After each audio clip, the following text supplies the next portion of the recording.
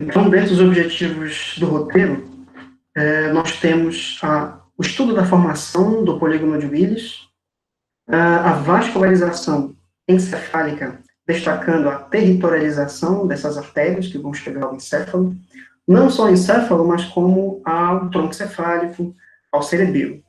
Então, a gente vai trabalhar um pouquinho dessa parte inicial, depois o professor Nelson dá continuidade. Então, na formação do polígono de Willis, é importante a gente destacar duas artérias que vão compor dois sistemas. A artéria carótida comum, ela vai dar origem ao sistema carotídeo interno, e a artéria vértebro-basilar dará origem ao sistema vértebro-basilar. Dois sistemas que, quando unidos, formarão um polígono. A artéria carótida comum, ela forma um ramo interno, chamado artéria carótida interna, que segue ascendentemente até a região interna do crânio e vai dar origem a algumas artérias cerebrais.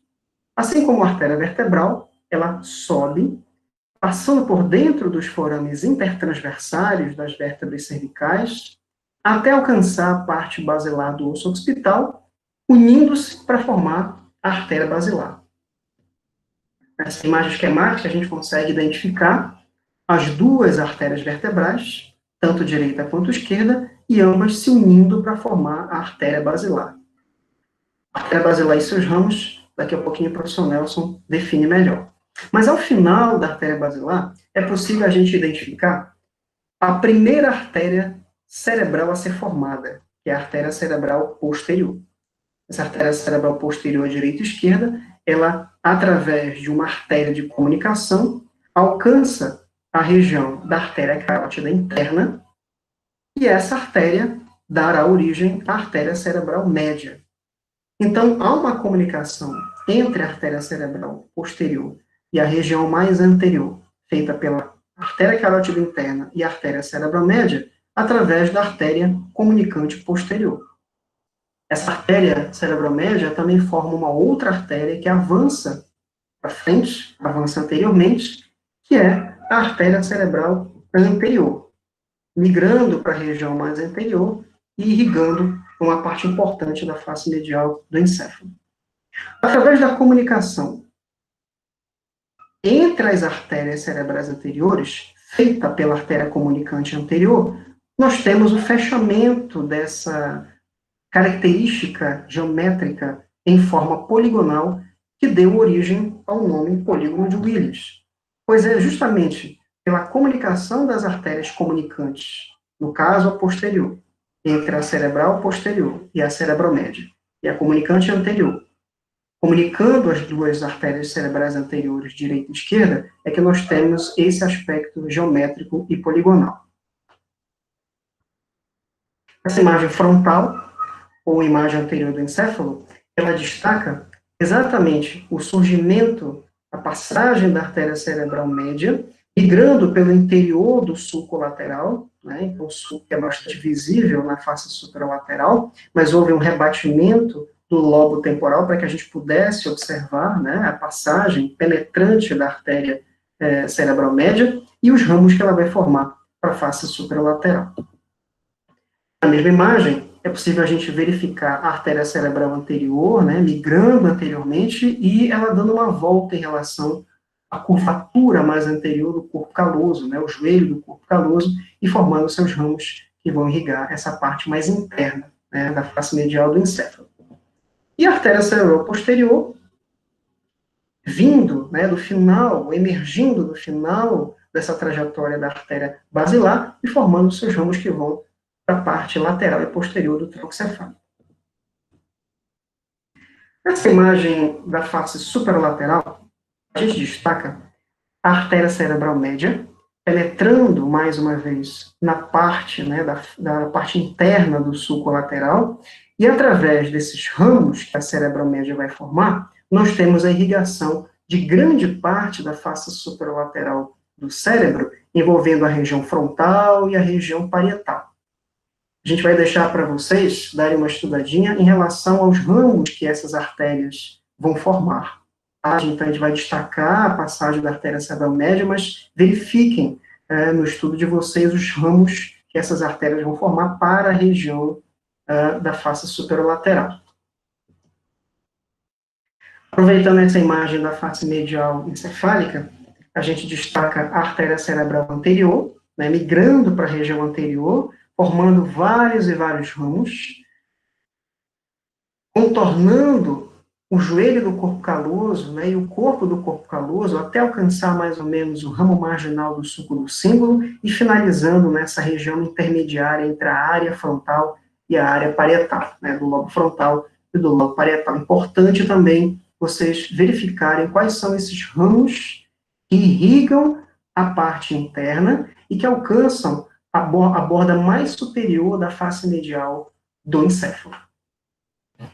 E também a artéria cerebral posterior, que migra posteriormente, irrigando através dos seus ramos a região, né, do córtex occipitotemporal, né, alcançando toda a região do lobo occipital, então irrigando esses giros e sulcos que são irregulares e inconstantes, né, da região occipital pela face medial, e também essa região basal do lobo temporal. Pessoal, é isso que eu tinha para trazer para vocês. A gente vai dar continuidade agora com o professor Nelson Abrão.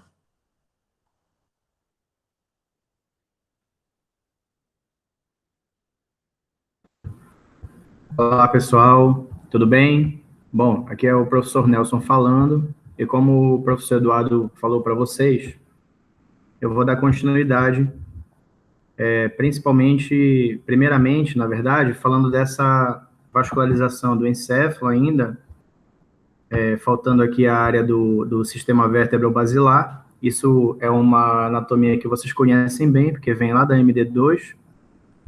Então, essas artérias vertebrais, elas se formam a partir de vasos que vocês vão me dizer na conferência, na reunião do Meet de terça-feira, quais são as artérias que dão origem a essas artérias vertebrais.